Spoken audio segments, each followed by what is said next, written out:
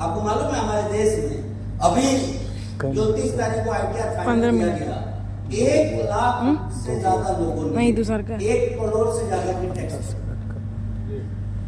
1 करोड़ से ज्यादा की टैक्स भरी है। हम अपने आप को कहां पाते हैं? हम तो 1 करोड़ कमाने वाले में भी नहीं है।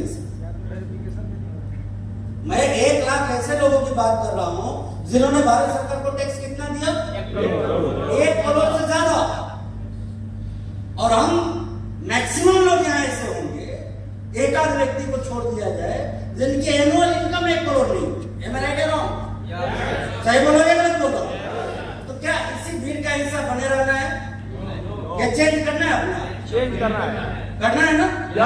ये पैसे कमाने वाले लोग जो दुनिया में होते हैं, ये सब किस्मत लेके पैदा होते हैं? नहीं, बनाते हैं। ये अपॉर्चुनिटी को पकड़ते हैं, संभावनाओं को पकड़ते हैं और उसके ऊपर काम करते हैं। जब ये दूसरों लोगों से आगे निकल जाते हैं, नहीं तो इन्हीं के सहपाठी, इन्हीं के सहकर्मी, इन्हीं के क्लासमेट उसी जिंदगी में रह जाते हैं जहां से इन लोगों ने शुरुआत करी थी। लेकिन कोई इतिहास रच देता है और कोई इतिहास भूल चला जाता है।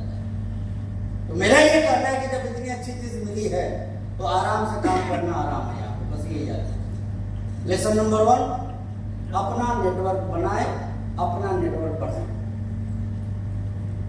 देखिए, मैं जब नेटवर्क की बात कर रहा हूं तो अब जैसा कि आप सारे लोग जानते हैं कि भारत सरकार ने भी नेटवर्क इंडस्ट्री को लेकर हमारे देश में नियम कानून बना दिए। इसका क्या मतलब है कि धीरे धीरे अब इसके कोर्सेज शुरू होंगे, धीरे धीरे इसकी पहुंच आम लोगों तक होगी, धीरे धीरे आप लोग इस इंडस्ट्री के अंदर अपना करियर बिल्ड करना शुरू करेंगे। और ये बात आज से नहीं, कई वर्षों से आपको आरसीएम के लोग बताते आ रहे होंगे। अब सिर्फ आरसीएम वाले नहीं, मीडिया भी बता रही है। कैसे बता रही है? थोड़ा भाई साहब साउंड नीचे देखिए, आज तक का न्यूज है।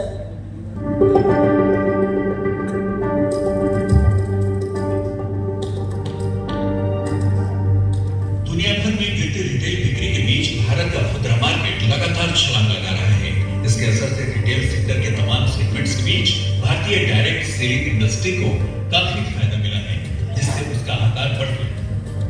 World federation of direct selling association यानी WFDSA के ताजा आंकड़ों के मुताबिक 2022 के दौरान भारत में डायरेक्ट सेलिंग इंडस्ट्री 3.23 अरब डॉलर से ज्यादा की हो गई है।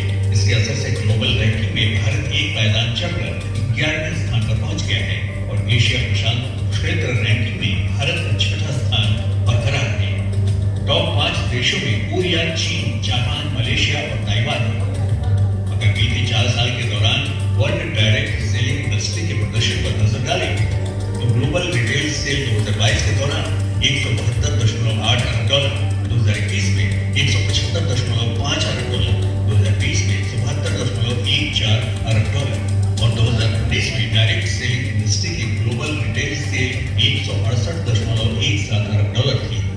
अब अगर इस प्रदर्शन की तुलना भारतीय डायरेक्ट सेलिंग इंडस्ट्री के प्रदर्शन से की जाए तो बेहद हैरान करने वाले आंकड़े सामने आते हैं। दरअसल वैश्विक प्रत्यक्ष बिक्री 2019 से 2022 के बीच 0.9% की दर से बढ़ी है, जबकि भारतीय डायरेक्ट सेलिंग बाजार ने 3 साल में 13.3% की CAGR हासिल की है।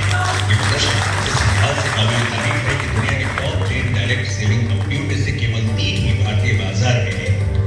भारतीय डायरेक्ट सेलिंग मार्केट ने 2022 में 5.4% से ज्यादा की सालाना ग्रोथ हासिल की है, जिसे परिस्थितियों के लिहाज से बेहतर बताया जा रहा है।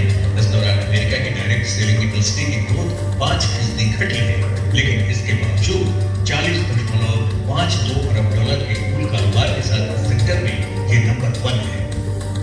अब भारतीय डायरेक्ट सेलिंग इंडस्ट्री का सुझाव है कि सरकार इस क्षेत्र से जुड़े नियम कानूनों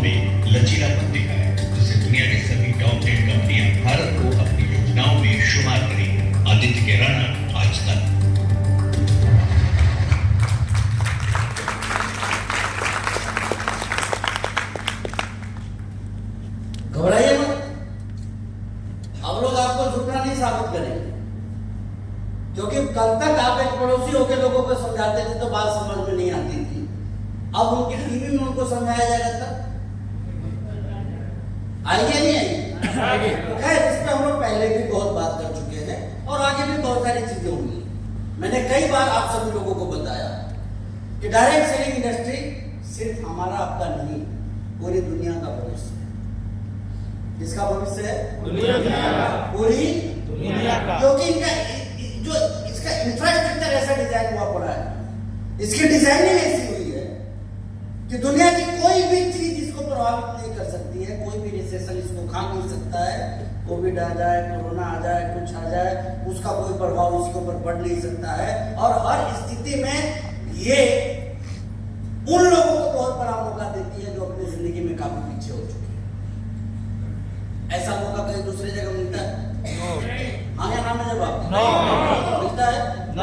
चलिए, मेरे जैसे कुछ लोगों ने तो कैरियर मान के इसको शुरू किया, लेकिन विनोद सर का क्या, जो एक सिपाही की नौकरी के लिए दर दर भटकते रहे, सरकार ने नहीं समझा कि वो सिपाही बनने लायक भी है। निराश होने के बाद उन्होंने इस इंडस्ट्री में अपना हाथ आजमाया। आज उनकी इनकम कितने में? 3.5 लाख का चेक था, 3,72,000। तो आप सोच के देख सकते हैं कि मतलब ये कितनी शानदार इंडस्ट्री है। तो वैसे तो मैं देखिए एग्जांपल देने लग जाऊं तो शायद ये पूरा दिन उसी में खत्म हो जाए, लेकिन मेरा जो समझाने का उद्देश्य है वो ये है कि जिंदगी की तमाम समस्याओं का ये समाधान है। भविष्य में कोई भी व्यक्ति कोई दूसरा काम नहीं करना चाहेगा जब ये इंडस्ट्री लोगों के समझ में आने लगी। और ऐसा मैं सिर्फ इसलिए बोल रहा हूं कि दूसरे तीसरे कामों में पैसा है, मैं ये नहीं कहता कि नहीं, लेकिन कितना तनाव लेने के बहुत ज्यादा। मान लीजिए वो तनाव हमें 5 साल लेना हो, 10 साल लेना हो, फिर तो कोई बात है, लेकिन हम अच्छी तरह जानते हैं कि वहां पे तनाव का लेवल जो है ना वो आजीवन, और जितना ज्यादा वहां में पैसा चाहिए उतना ही ज्यादा हमें प्रेशर में, कंपटीशन में, ये में वो में अपने आप को लेके आना पड़ेगा, जब जाके वहां हम कुछ कर सकते हैं। अदरवाइज एक बदलाव हमें वहां पे खत्म भी कर सकते हैं। ऐसा है नहीं? एक चेंज किसी के भी व्यवसाय को खा सकता है, और इसीलिए कहा जाता है कि ये जो इंडस्ट्री बनी है ना, ये सभी चीजों का निचोड़ है। इसको डिजाइनिंग कुछ इस तरह से किया गया है कि हमारी कई पीढ़ियां जीवन का आनंद लेगी इस इंडस्ट्री के लिए। तो इसमें जो हमें काम करना चाहिए वो हल्के फुल्के सीरियसनेस के साथ नहीं, बल्कि बहुत ही ज्यादा सीरियसनेस के साथ करनी चाहिए। तैयार है? यस। देखिए, नेटवर्क की जब बात आती है तो देखिए नेटवर्क क्या है? विस्तृत रूप से क्या है? और इसे किस तरह से करना चाहिए? व्यापार की तरह ही करना चाहिए।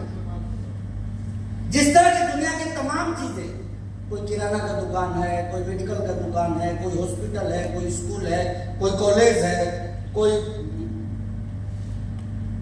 दूसरा तीसरा चौथा कोई भी धंधा है, क्या है वो? व्यापारी है ना। आश्रम भी क्या है? क्या है? लेकिन किस टाइप का व्यापार? वो सारे व्यापार जो है ना वो पैसे के व्यापार है, और ये लोगों का व्यापार। यस। यहाँ पे किसी का कुछ पूंजी लगता है? नो। आप किसी का कुछ पूंजी लगवाते हैं? नो। लगता क्या है? समय। सीरियसनेस। क्या लगता है?